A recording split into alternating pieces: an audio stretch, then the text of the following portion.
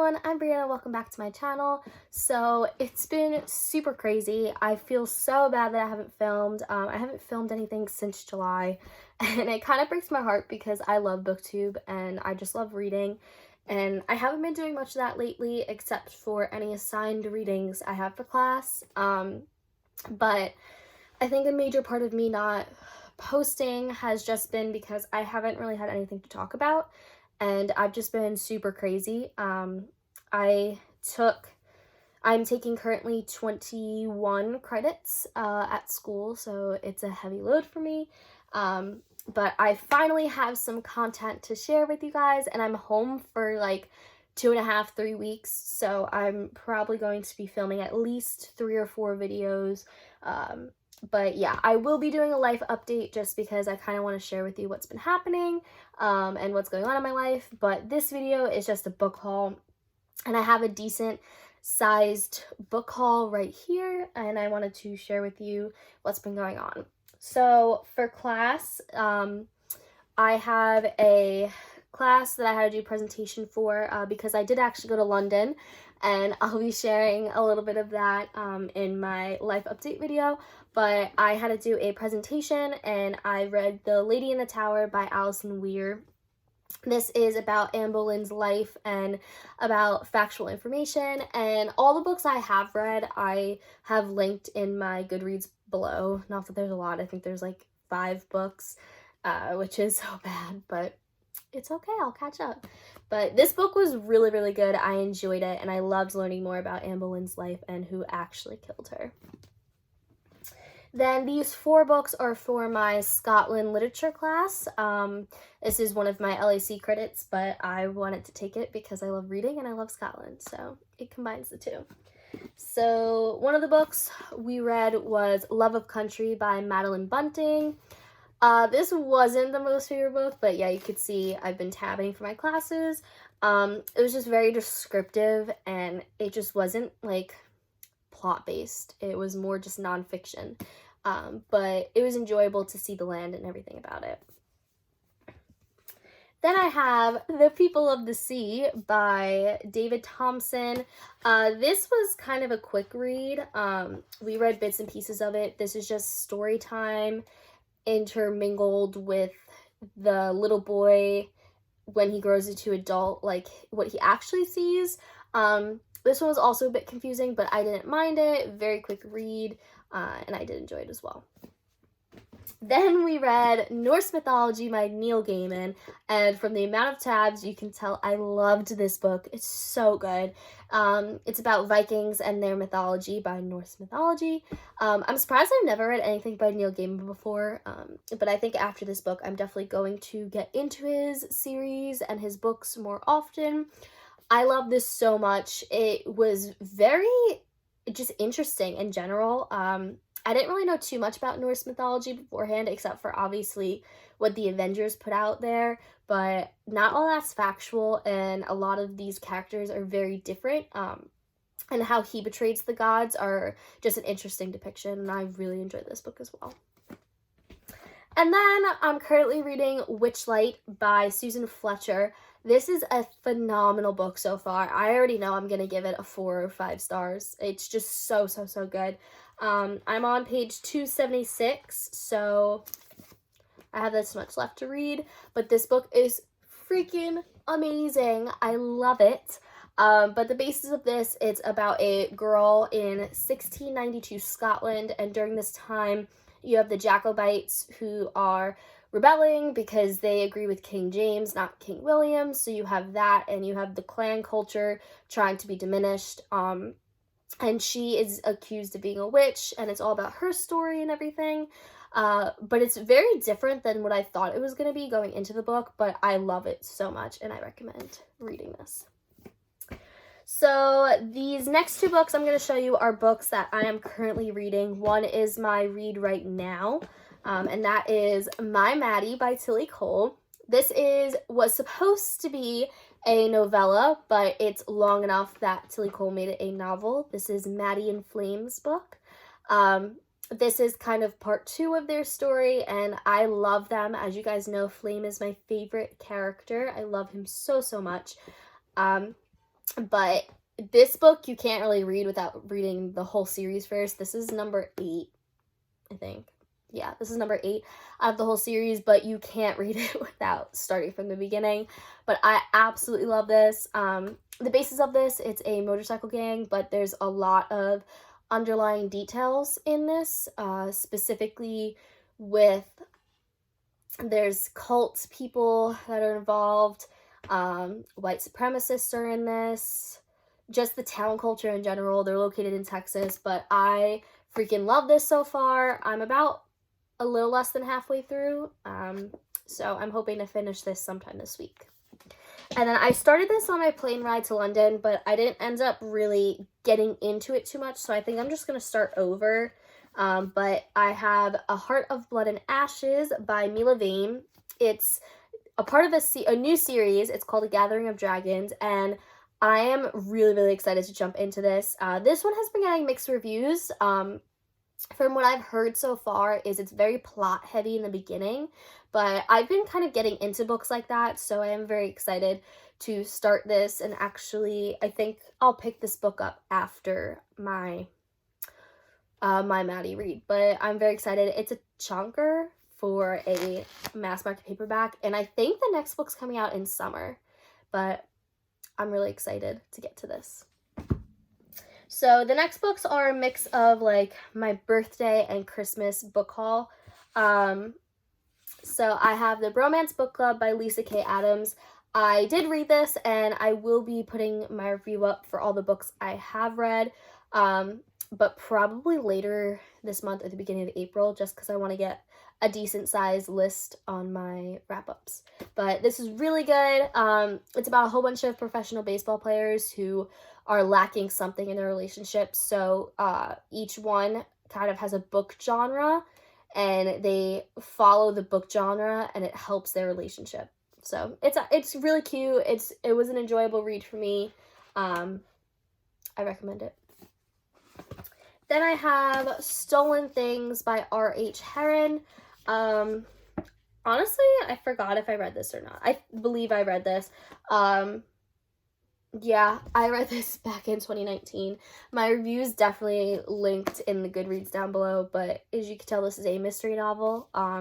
It's about a girl who wakes up and she's been sexually assaulted and she doesn't know what's happening, and her mom is a 911 phone call operator. So I thought it was really good. I don't think I rated it high just because I wasn't a fan of the ending of it. I don't remember, but this one kind of reminded me of, I forgot the book, but it was a book I got at BookCon in 2017 or 2018. But it was like really, really good in the beginning, and then the ending was not the best. So yeah. Then I'm so excited, and I got the new Mariana Zapata book, The Best Thing. I really haven't heard too much about it, but as you know, I've been really getting into Mariana Zapata books. Her books are just decently sized, which I really enjoy. And a lot of them are slow burn romances, so they're very realistic to how real life would be, and that's something I really like. But this one, honestly, I know nothing about. I just saw it was her new book, and my mom knows I love her, so she got this for me for my birthday, and I'm very excited to get into it. Yeah, and then I've been collecting her books, so I think I have one more, Luna and the Lie, that I don't have. So yeah, I'll be getting that one, hopefully. Then I have Eternally North by Tilly Cole. This is a Southern Charm romance. That's really all I know about this. This is one of her first novels she's ever written. And again, I love Tilly Cole. Tilly Cole is probably my favorite author ever. Jennifer L. Armentrout is second, but her books are phenomenal, and I haven't read a Tilly Cole book that I don't like. But this one I think is more contemporary romance, so if you guys like that, you can get this one. And then I got, for my birthday, I think, I actually got 2 Scotland books. This one, Scottish Miscellany by Jonathan Green, and then A People's History of Scotland by Chris Bambury.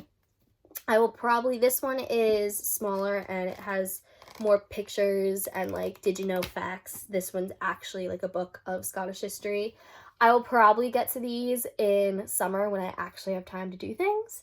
But I am very excited to have gotten these. I love Scotland, if you guys don't know. I just love the culture there. And from this class, I've just learned so much about it, and it's made me love it even more. So I'm very excited to get to these 2 books and actually, like, really read their history from these people's accounts and learn more about it. Then I got The Scarlet Letter by Nathaniel Hawthorne. Wow, that was really bad. This is a classic, and I've actually never read it, but I've always wanted to read it. I've always loved the concept behind this novel, behind the big letter A that kind of presents her as someone you don't want to be with. But I'm so excited, and this one's really, really pretty. It's very cute. Not gonna lie, this book's a lot smaller than I thought it would be, and I've never had it as a required reading at all, so I definitely think I will also be picking this up sometime in the summer, just so I can, like, sit down and, like, maybe sit outdoors and read. But I am very excited to pick this up, and yeah. And then I got, for Christmas, Star Wars Resistance Reborn by Rebecca Roanhorse. So I've never, this is a Barnes & Noble exclusive edition. Well, I didn't even know that. But I've actually never read, I've read 3 of the Star Wars books, but, like, the original, I think they're not even canon anymore. The ones with Darth Maul and Darth Zana, I read those books. But this is, like, for the new Star Wars that Disney made. I'll probably read it, but I've never actually read all the books, so I think it'll be interesting to just read it and see how I think about it. But yeah, Star Wars is kind of like a game, novel-wise, it's kind of like a Game of Thrones to me, because you kind of just have to sit there and read it and, like, be in the mood to read it, because it's just a lot of information. So maybe I'll get to it, maybe it'll just be a future thing to do, but yeah, that's the plan. And then lastly, these are just some books I have hauled, whether recently or at the end of 2019, like December, November-ish. So I got One Lucky Vampire by Lindsay Sands. This is part of her big trilogy. Lindsay Sands is a historical romance as well as, like, a vampire romance author. And it kind of sounded interesting, and I was in the mood for, back in, like, November, I was in the mood for, like, fantasy, supernatural type books. So I picked up a lot of those. Example, this one. But again, these books I probably won't get to soon. I don't know too much about the books just because I bought them so long ago, and I wish I did know more about them, but it's okay. But yeah, this is about a vampire. That's all I can really tell you.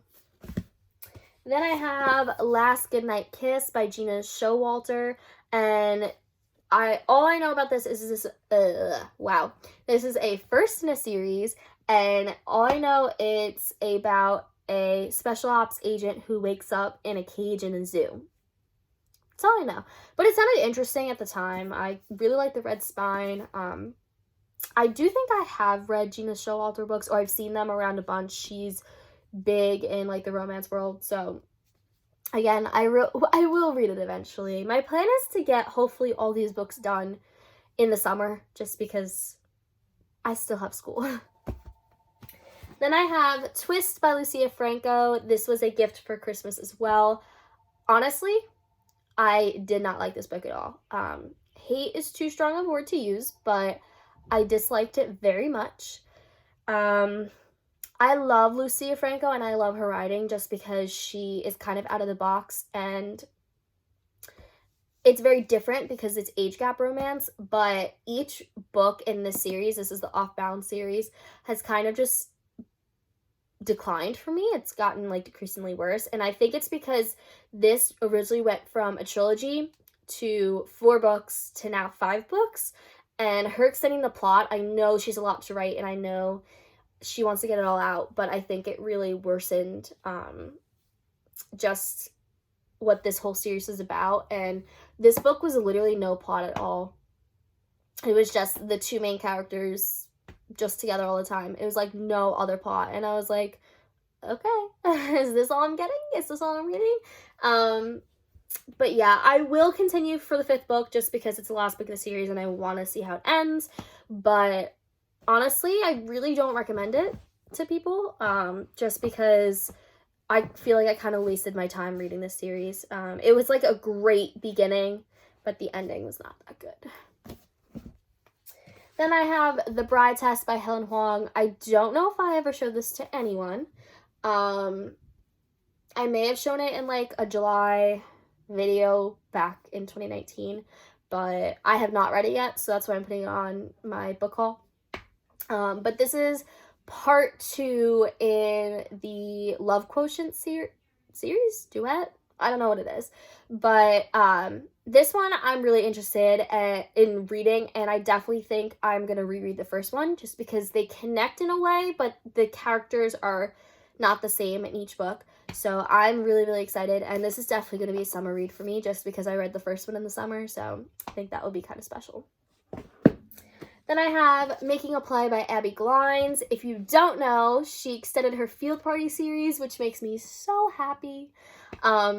This series, honestly, like, it just brings me so many memories, and if you don't know, it's in high school, they're playing football, and they're in Alabama.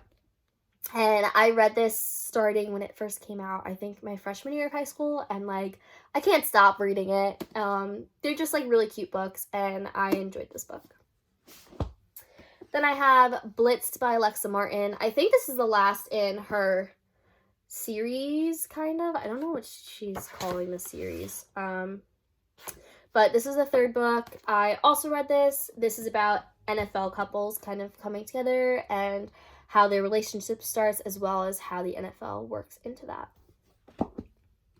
Then I got A Veil of Vines by Tilly Cole, and as you can see, I have this much left of it, so I need to finish it. That's my big issue. I've had a lot of trouble starting and finishing books because I start a book and then I get so busy with schoolwork and then I have to finish it. But this one is, I think, like 3 more chapters left, so either this will probably be a tomorrow problem, not problem, why am I saying a problem? A tomorrow venture. But I definitely want to finish this, get my review up, and share this with you guys. But I think this is her first book she ever released. Don't quote me on that, but I believe it is. And it's interesting. It's not as good as her other series or her other novels, but if this is her first book, then it makes sense why. I know this is 2016. I'm not sure when this was released then, but I'm enjoying this one so far. Then I have Say You're Sorry by Karen Rose. This is a serial killer book, and again, I was on that kick, so I took, what's the class called? Crime Scene, because if you guys don't know, I'm a forensic science and biology double major at my college, but I took my crime scene class, and I was on, like, a kick with all the lab work and stuff, so this book was kind of like that. I'm not sure if they have forensics in this, but I'm assuming they do. And this one is a really, really big book. And honestly, big books kind of appeal to me just because I know the plot is going to be so dense that I'm interested in it.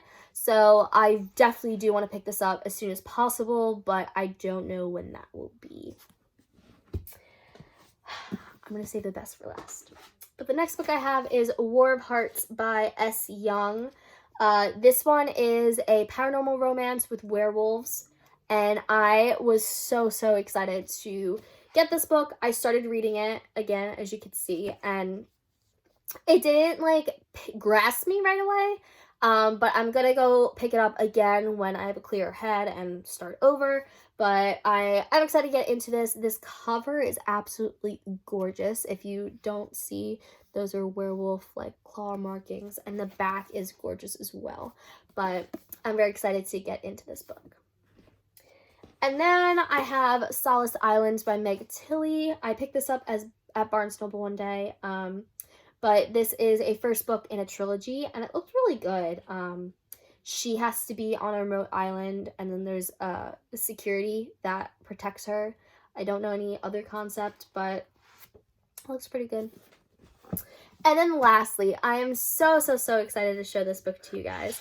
But this is, so as you guys know, or have learned from this video, I went to London last week, 2 weeks ago. 2 weeks ago now.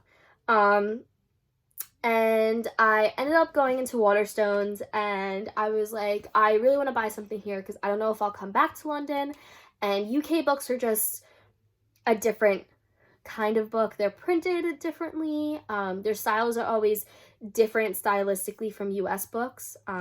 So this book came out, and this was a pain in the butt to bring home because it was so big, but I wanted to buy it, and that is Crescent City by Sarah J. Maas. House of Earth and Blood. This is the Waterstones exclusive, and it has red edged pages. But I'm so excited to read this book. Look at the beautiful artwork. If you don't know, this is Sarah J. Maas's first adult book, although some of her books can be considered adult. But this is a high fantasy read, and I am so excited to get into this book. I really want to be able to sit down and like develop this book and actually like possibly have a review up for you guys. So I don't know how long it's going to take me to read it and or pick it up, but I am really excited, and I don't want this to sit on my shelf for too long, just because I know I'm going to love this.